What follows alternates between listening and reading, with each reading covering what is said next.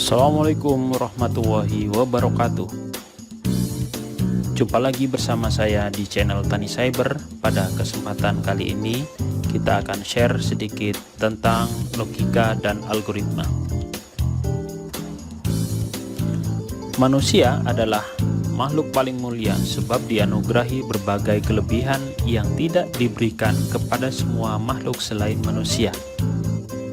Salah satu kelebihan tersebut karena manusia diberikan akal pikiran sehingga dapat memilih hal yang benar dan bermanfaat serta meninggalkan hal-hal yang salah, yang tidak benar dan tidak bermanfaat atau mudarat. Manusia merupakan makhluk yang mampu berpikir dan bernalar dengan baik. Sebagai makhluk yang berpikir, manusia memiliki dua ciri yang melekat, yaitu rasionalitas dan moralitas. Kita akan membahasnya satu persatu. Rasionalitas akan menuntun manusia untuk bertindak menurut pikiran dengan pertimbangan yang logis. Sedangkan moralitas akan mendorong manusia untuk berlaku sopan santun sesuai dengan etiket atau norma yang berlaku. Namun, ketika manusia berpikir, kadang ada kala dipengaruhi berbagai kecenderungan, emosi, subjektivitas, dan berbagai hal lain yang menjadikan kita tidak dapat berpikir jernih dan logis, sehingga menghasilkan kesalahan berpikir dan pada akhirnya akan mengakibatkan kesimpulan yang salah atau sesat. Pada pengertian rasionalitas di sini ada kata logis yang digarisbawahi.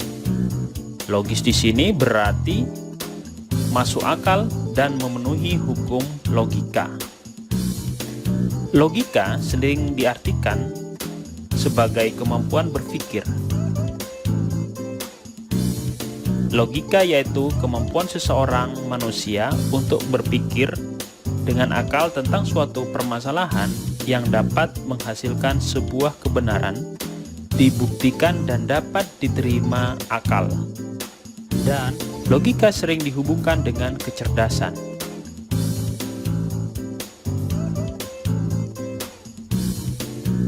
Pengertian yang berikutnya, logika identik dengan masuk akal dan penalaran. Penalaran adalah salah satu bentuk pemikiran. Pemikiran adalah pengetahuan tak langsung yang didasarkan pada pernyataan langsung. Pemikiran mungkin benar, bisa juga mungkin salah. Yang berikutnya pengertian logika, bahwa logika itu adalah berasal dari kata Yunani, yaitu logos, yang berarti hasil pertimbangan akal pikiran yang diutarakan lewat kata dan dinyatakan dalam bahasa. Sedangkan fungsi-fungsi logika adalah sebagai alat untuk menarik kesimpulan. Kita dapat menggunakan alat ini setelah melakukan penalaran berdasarkan pernyataan-pernyataan benar atau premis yang ada. Penalaran untuk menarik kesimpulan dibedakan menjadi dua jenis, yaitu pola nalar deduktif dan pola nalar induktif. Deduktif adalah penarikan kesimpulan yang bergerak dari pernyataan benar yang umum ke khusus. Pernyataan umum contohnya seperti semua siswa harus disiplin dan bertanggung jawab. Sedangkan pernyataan khusus contohnya Sandi adalah siswa SMK. Jadi kesimpulannya adalah untuk deduktif pernyataan umum ke khusus bahwa Sandi harus disiplin dan bertanggung jawab. Itu adalah contoh nalar deduktif. Yang berikutnya adalah induktif. Induktif adalah penarikan kesimpulan yang bergerak dari pernyataan benar yang khusus ke umum. Sebagai contoh, pernyataan khusus adalah Devi rajin belajar, dia mendapat hasil yang memuaskan. Pernyataan yang lain contohnya adalah Yuda rajin belajar, dia mendapat hasil yang memuaskan. Pernyataan khusus lainnya adalah Tika rajin belajar, dia mendapat hasil yang memuaskan. Jadi kesimpulan dari induktif bahwa siswa yang rajin belajar akan mendapatkan hasil yang memuaskan. Itulah fungsi logika untuk mengambil kesimpulan dari pernyataan atau nalar yang benar.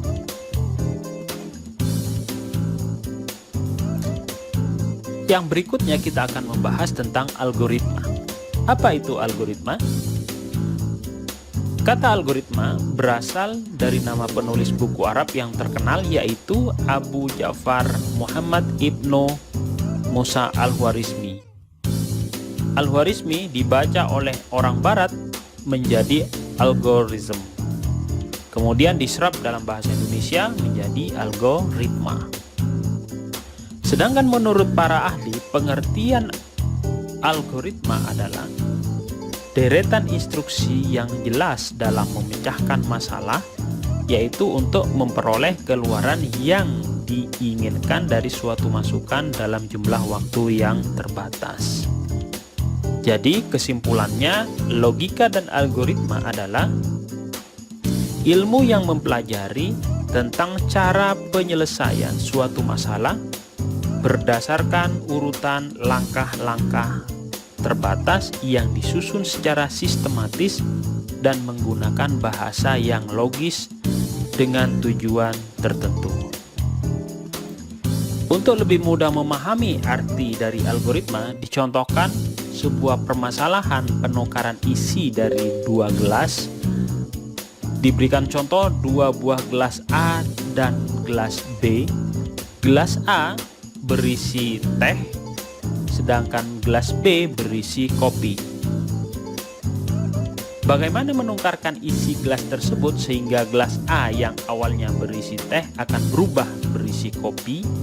Begitu juga sebaliknya, gelas B yang awalnya berisi kopi akan berubah menjadi teh. Baik, cara penyelesaiannya adalah diperlukan gelas tambahan, yaitu gelas C, sebagai tempat penampungan sementara. Berikut algoritma penyelesaiannya. Yang pertama adalah siapkan gelas cadangan, yaitu gelas C. Yang kedua adalah tuangkan teh yang di gelas A ke gelas C sehingga sekarang posisinya gelas A menjadi kosong. Yang ketiga, tuangkan kopi di gelas B ke gelas A yang kosong. Kemudian yang keempat, tuangkan teh dari gelas C ke gelas B. Dengan demikian, sekarang posisi terakhir sudah berubah. Yang awalnya gelas A berisi teh dan B berisi kopi, sekarang sudah berubah yang gelas A berisi kopi dan yang gelas B berisi teh. Nah, itulah salah satu contoh penyelesaian permasalahan yang dipelajari dalam logika dan algoritma. Ada beberapa hal lain cara untuk menyelesaikan masalah-masalah dengan menggunakan logika dan algoritma akan dijelaskan di video-video berikutnya. Mudah-mudahan video ini memberikan manfaat dan memberikan pencerahan tentang dasar-dasar pengertian logika dan algoritma. Jangan lupa subscribe, like, share, dan komen jika dirasa video ini bermanfaat. Terima kasih, saya akhiri. Assalamualaikum warahmatullahi wabarakatuh.